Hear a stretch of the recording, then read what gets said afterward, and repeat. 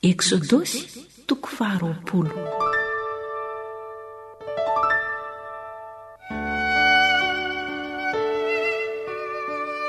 Ny nanomezan'Andriamanitra ny didy folo.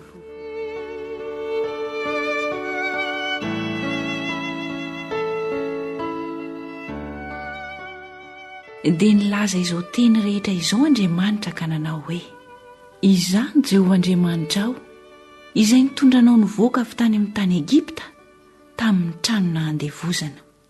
Aza manan'Andriamanika hafa fa izao ihany.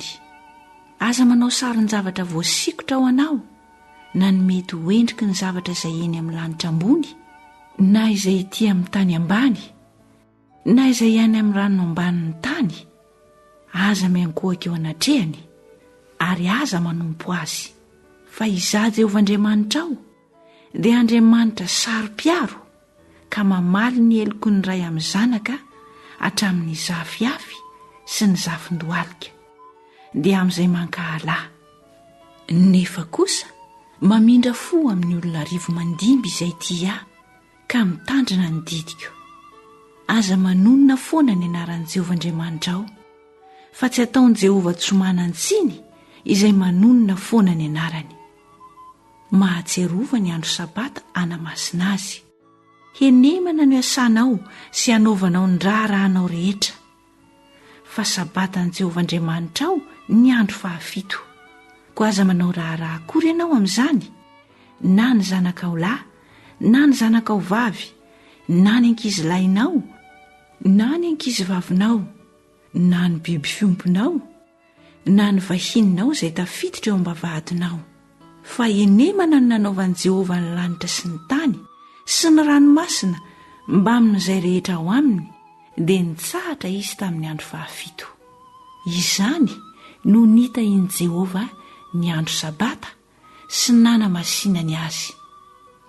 Manaja ny rainao sy ny reninao mba ho maro andro ianao ao amin'ny tany izay omeny Jehovah Andriamanitra ao ho anao.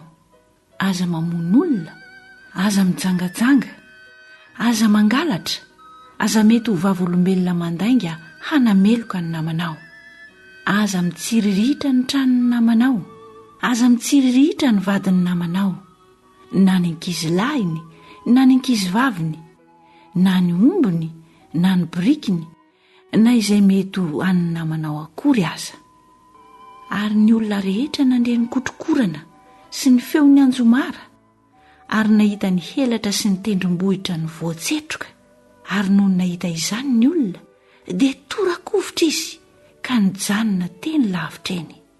Dia hoy izy tamin'i Mosesy: oka ihany ianao no hiteny aminay, dia iay no izahay. Fa aza Andriamanitra no miteny aminay, fa andrao maty izahay. Dia hoy Mosesy tamin'ny olona: aza matahotra, fa tonga Andriamanitra mba hizaha toetra anareo, ary mba ho eo anatrehan'ny tavanareo ny fahatahorana azy, mba tsy hanotanareo. Dia nijanona teny lavitra eny ny olona, fa Mosesy kosa nanakaiky ny Aizipito izay nitoeran'Andriamanitra.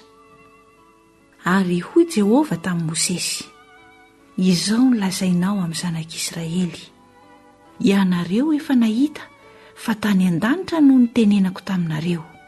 Koa aza manao Andriamanitra volafotsy na Andriamanitra volamena ho anareo ho fanampiko. Alitara tany no ataonareo ka aterinao eo amboniny ny fanatitra doranao sy ny fanatim-pihavananao, dia ny ondry amanosinao sy ny ombinao. Eo amin'ny fitoerana rehetra izay ampatsiarovako ny anarako no hanatonako anao sy hitahiko anao. Ary raha alitara vato no ataonao dia aza ny vato voapaika no anaovanao azy. Fa raha manainga ny fandrakao ho aminy ianao, dia andoto azy.